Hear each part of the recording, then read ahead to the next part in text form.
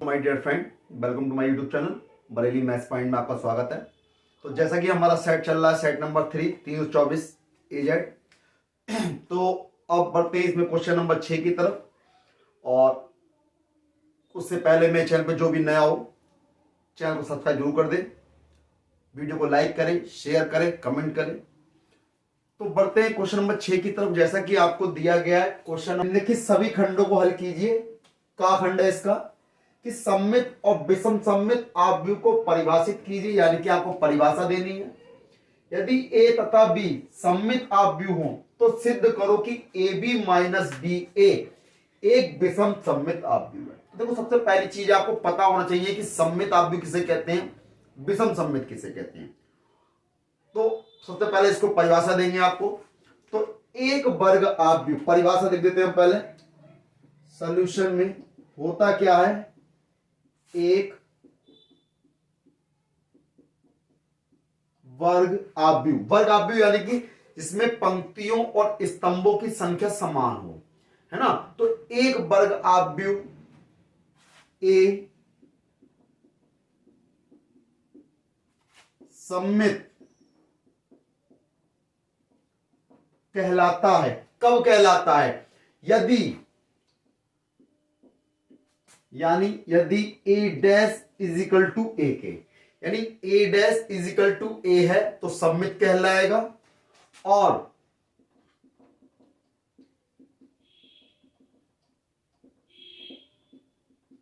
विषम सममित कब कहलाएगा, जब A dash is equal to minus A, यानी A dash is equal to minus A है तो क्या कहलाएगा, विषम सममित कहलाता है।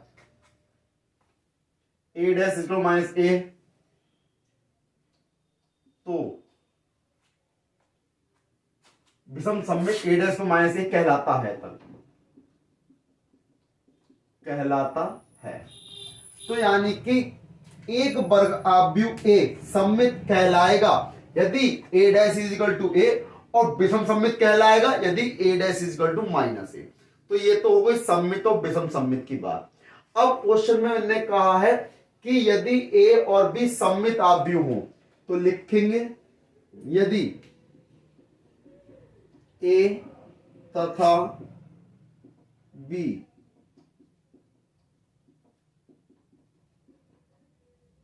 सममित आव्यूह है। सममित आव्यूह है तो यानी कि A dash is equal to A होगा, समीकरण number 1। B dash is equal to B होगा, समीकरण नंबर 2, है ना। तो अब देखें, now A B minus B A का डैश कितना हो जाएगा, ए बी का डैश माइनस बी ए का डैश हो जाएगा ना। अब इसका डैश खोलेंगे तो कितना हो जाएगा, अब इसका ध्यान रखिएगा। अब जब इसका डैश खोलेंगे तो कितना होगा, बी डैश इंटू ए डैश माइनस ए डैश इंटू बी डैश हो जाएगा। अब बी डैश किसके इक्वल है, बी के। ए डैश किसके इक्वल है, ए के। ए डैश किसके इक्वल है, ए के। बी डैश किसके इक्वल है, बी के। दोनों में माइनस कॉमन निकाल लिया तो A B minus B A आ गया ना। तो क्या लिखोगे भाई, देखो A B minus B A का डैश क्या है, माइनस का A B minus B dash. तो विषम सममित कंडीशन क्या थी, A dash is equal to minus A था। तो लिख देंगे इट इज इंप्लाइज। तो क्या हो गया, A B minus B A B minus B A. तो यही तो उन्होंने कहा है कि सिद्ध करो A B minus B A एक विषम सममित आव्यूह है। तो लिख दो था A B minus B A एक विषम सममित आव्यूह है। तो ये क्या हो जाएगा, इसका आंसर हो जाएगा। क्वेश्चन दिया गया खाखंड है, अंतराल ज्ञात करो जिनमें f x is equal to sine x plus cos x और x की वैल्यू 0 से ग्रेटर देन इक्वल टू है एंड लेस देन है इक्वल टू 2 पाई द्वारा प्रदत्त फलन f वर्धमान या ह्रासमान है। यानी आपको वो अंतराल निकालने हैं जिन पर फलन वर्धमान और ह्रासमान है। यानी वर्धमान के भी फलन निकालो अंतराल इसका, और ह्रासमान का भी निकालो। तो देखें करते हैं। सबसे पहले जो आपको दिया गया है नोट कर लो, बहुत ही आसान है। तो सभी क्वेश्चन आसान होते हैं जब आपने प्रैक्टिस कर रखी है। तो f x is equal to sine x plus cos x दिया गया है। जब f x is equal to sine x plus cos x दिया गया तो सबसे पहले क्या करेंगे, हम इसका अवकलन करेंगे, यानी कि differential with respect to x. तो एफ एक्स का करोगे एफ डैश एक्स हो जाएगा, साइन एक्स का कितना हो गया कॉस एक्स हो गया, माइनस का यहां कितना हो जाएगा साइन एक्स हो जाएगा। अब ये समीकरण नंबर 1 हो गई। अब आपको वर्धमान और ह्रासमान निकालना है। तो भाई वर्धमान ह्रासमान ये तो पता है आपको कैसे आते हैं। तो सबसे पहले अगर मैं क्या करूं, कॉस एक्स की वैल्यू ज्यादा होगी साइन एक्स की कम होगी तो वैल्यू प्लस में यानी कि वर्धमान के लिए आएगा, है ना। तो अब हमें करना क्या है, सबसे पहले आपको जो दिया हुआ है इसमें आपको एक्स 0 से एक्स क्या दिया है, एक्स की वैल्यू आपको दे रखी है 0 से ज्यादा या बराबर 2 पाई के, यानी एक्स इज इक्वल टू अगर आपको बताया जाए यानी 0 से स्टार्ट करके कहां तक दिया गया 2 पाई तक दिया गया, यहां से स्टार्ट किया गया यहां तक खत्म है, यानी 0 से 2 पाई लिया गया पूरा। ठीक, तो आपको वर्धमान निकालना है, ह्रासमान निकालना। अब देखो यहां पे कॉस और साइन की बात चल रही है तो निकालने का एक तरीका है, आपको इसको मैं ग्राफ बना लेता हूं, ग्राफ के थ्रू समझाएंगे। हमने ग्राफ बना लिया, ठीक, अगर मैंने यहां ग्राफ बना लिया तो अब ग्राफ से कैसे समझेंगे, सबसे पहली चीज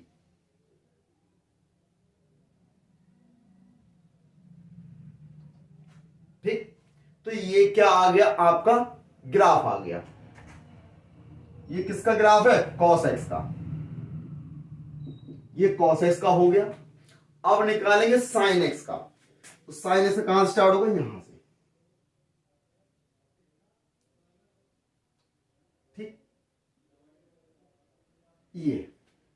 ये क्या है साइन एक्स का, इसको लिख देंगे साइन एक्स का। ठीक, अब देखें ये पॉइंट कौन सा होगा पाई अपॉन 2, ये पॉइंट कौन सा होगा पाई होगा। ठीक, ये पॉइंट कौन सा होगा 3 pi upon 4, 3 pi upon 2 sorry, और ये पॉइंट कौन सा होगा 2 पाई, हो जाएगा। अब जहां पर ये दोनों देखो एक समान है तो ये पॉइंट क्या होगा पाई अपॉन 4। अब बात वर्धमान की है तो वर्धमान के पॉइंट लिख लेते हैं सबसे पहले हम, वर्धमान के अंतराल कैसे होंगे, देखो ये पॉइंट देखो ज्यादा है, कहां तक है पाई बाई 4 तक, तो जो इसके अंतराल होंगे कितने होंगे 0 से कितना हो जाएगा पाई बाई 4, 0 से पाई बाई 4 हो गया। ठीक, अब देखो यहां से कोई कम हो गई वैल्यू उसकी, ये कम हो गई, ये कम हो रहा है दूसरे से पहुंच गया। अब देखो यहां से बढ़ना स्टार्ट हो गया,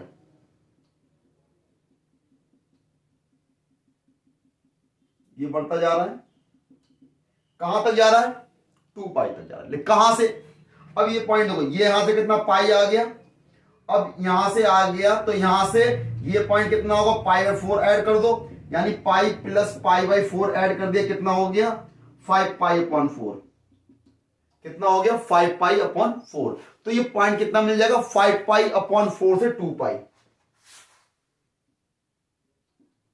5 पाई अपॉन 4 से 2 पाई। तो ये अंतराल किसके होंगे वर्धमान के होंगे। ठीक, अब बात आती है ह्रासमान की। अब ह्रासमान के पॉइंट कौन से होंगे, अब देखो यहां से देखो ये रहा, ये वैल्यू बढ़ रही है कहां तक आ रही है भाई, ये वैल्यू कहां तक इस पॉइंट, और ये पॉइंट कहां पर है 5 पाई अपॉन 4, तो यानी कि कहां से स्टार्ट हो रहा पाई अपॉन 4 से, तो पाई अपॉन 4 से कहां तक आ गया 5 पाई अपॉन 4 तक। तो ये अंतराल ह्रासमान के लिए है, ये अंतराल वर्धमान के लिए है, तो यही क्या हो जाएगा इसका फाइनल आंसर हो जाएगा। वर्धमान और ह्रासमान दोनों के लिए अंतराल निकाल लेंगे ग्राफ के थ्रू। बढ़ते हैं इसके गाखंड की तरफ। सिद्ध कीजिए कि आपको इंटीग्रेशन दिया है साइन इनवर्स, तो सॉल्यूशन में sine inverse 2x upon 1 plus x square dx is equal to सिद्ध करना है। तो सबसे पहले क्या करेंगे लेट माना, क्वेश्चन नोट कर लेंगे,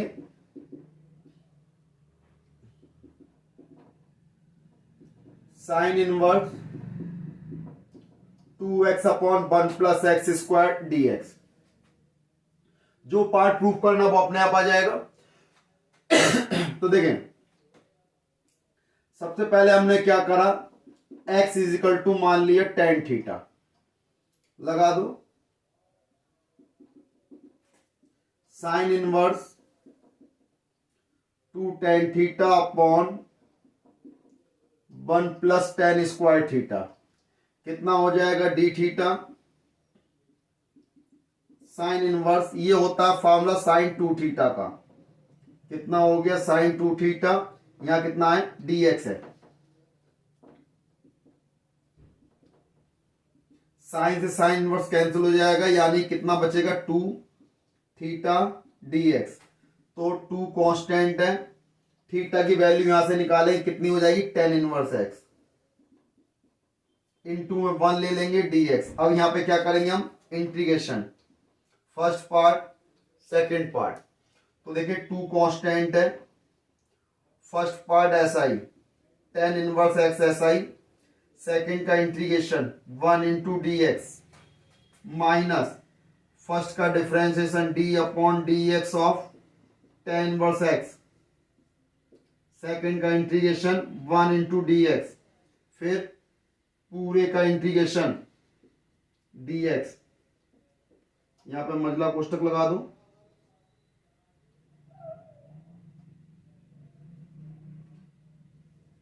अब देखें, इसको सॉल्व करेंगे तो 2 ये रहा,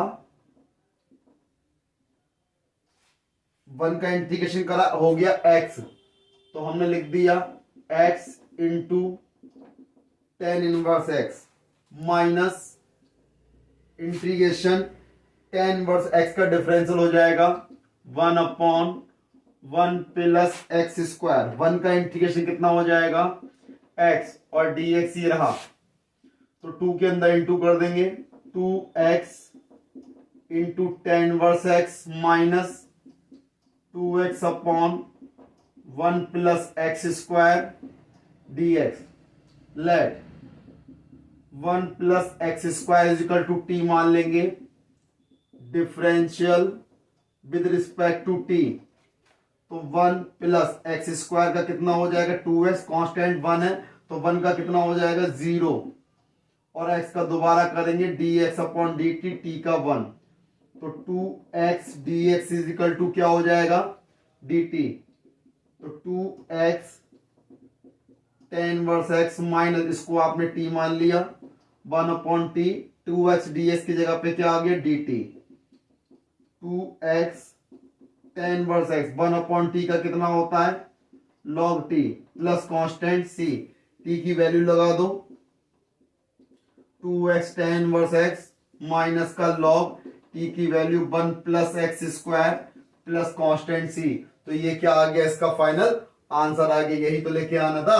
तो ये लिखा है 2x ten inverse x minus का log 1 plus x square plus constant c, ये क्या है इसका फाइनल आंसर है। क्वेश्चन इसका उदाहरण की तरफ, एक विशेष समस्या को a और b द्वारा स्वतंत्र रूप से हल करने की प्रायिकताएं आपको दे रखी क्रमशः 1/2 और 1/3।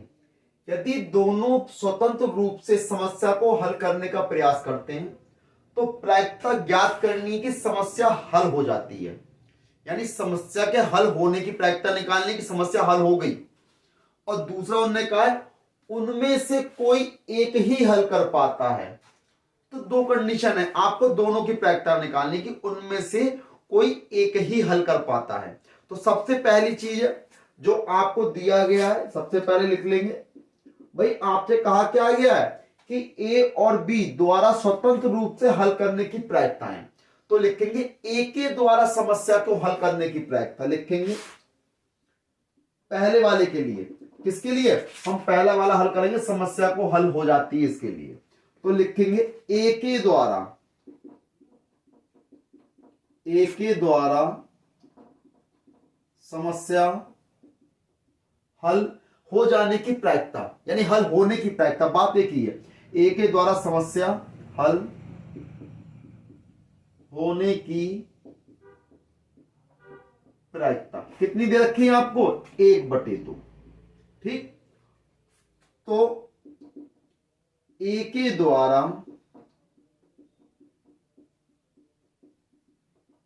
समस्या हल ना होने की प्रायिकता,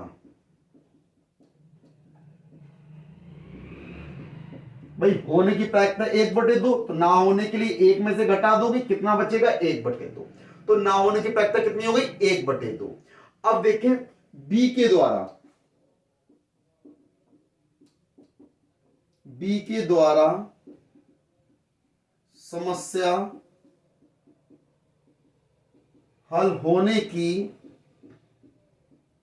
प्रायिकता कितनी दे रखी है आपको? 1/3। तो बी के द्वारा समस्या हल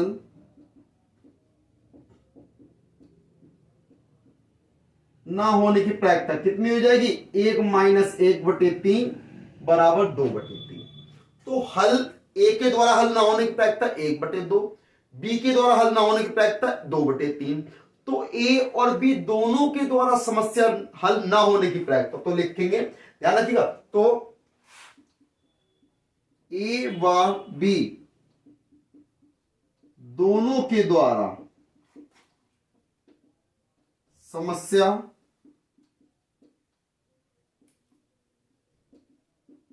हल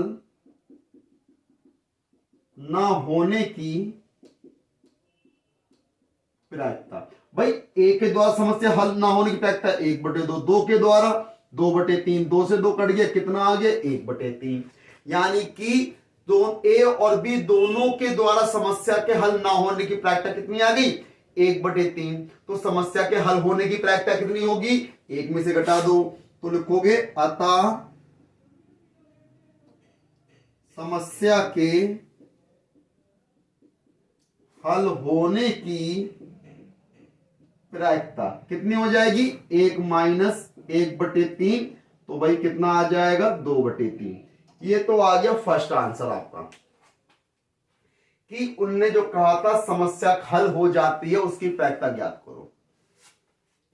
सबसे पहले आपने क्या करा? ए के द्वारा समस्या हल होने की प्रायिकता 1/2, तो ना होने के लिए 1 में से घटा देंगे।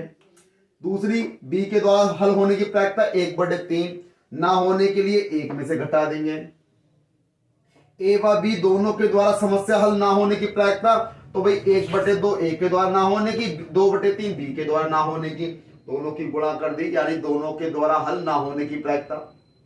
तो समस्या हल होने की प्रायिकता, तो ना होने वाली को 1 में से घटा दो, होने की आ जाएगी। बात क्लियर है? तो अब बढ़ेंगे सेकंड पार्ट। अब सेकंड पार्ट जो करेंगे उसके लिए देखें, मैं इसको रफ कर देता हूं। तो सेकंड पार्ट के लिए इसकी रफ कर देता हूं, सेकंड पार्ट करते हैं क्योंकि स्पेस चाहिए।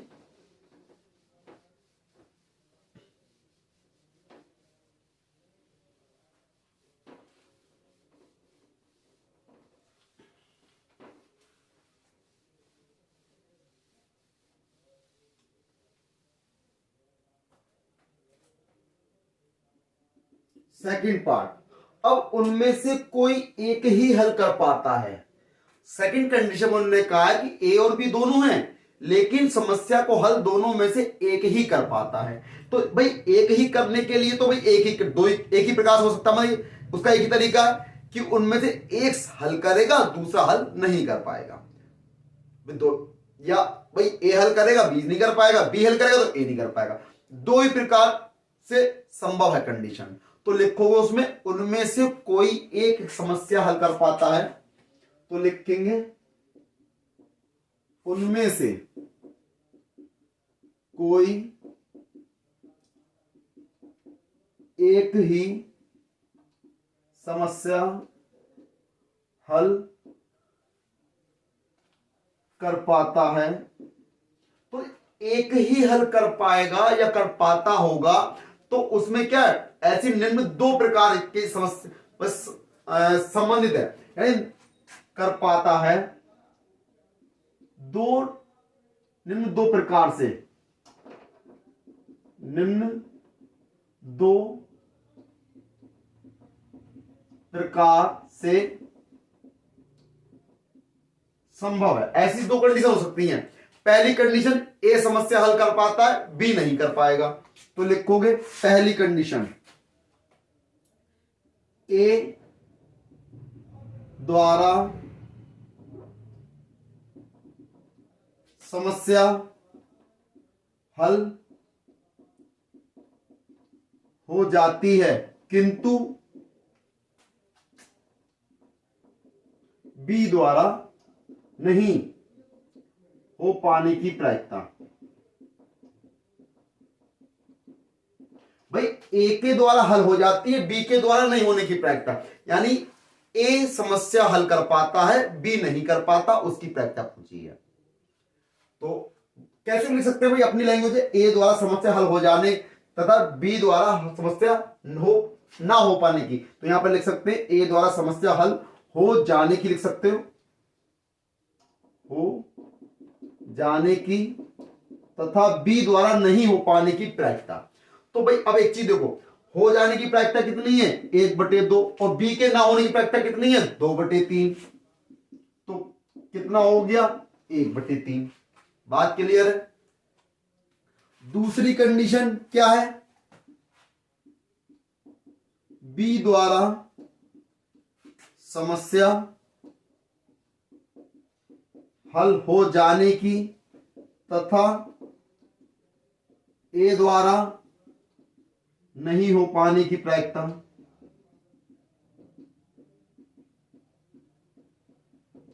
भाई बी द्वारा समस्या हल हो जाने की प्रायिकता कितनी है, भाई बी द्वारा हल हो जाने की प्रायिकता कितनी आपको दे रखी है, भाई 1/3। और ए द्वारा नहीं हो पाने की प्रायिकता कितनी है, 1/2। तो कितनी हो गई, 1/6। और दोनों परस्पर कैसी घटना है, अपवर्जी घटना है। दोनों ही परस्पर अपवर्जी घटना है। तो अभीष्ट प्रायिकता कितनी हो जाएगी,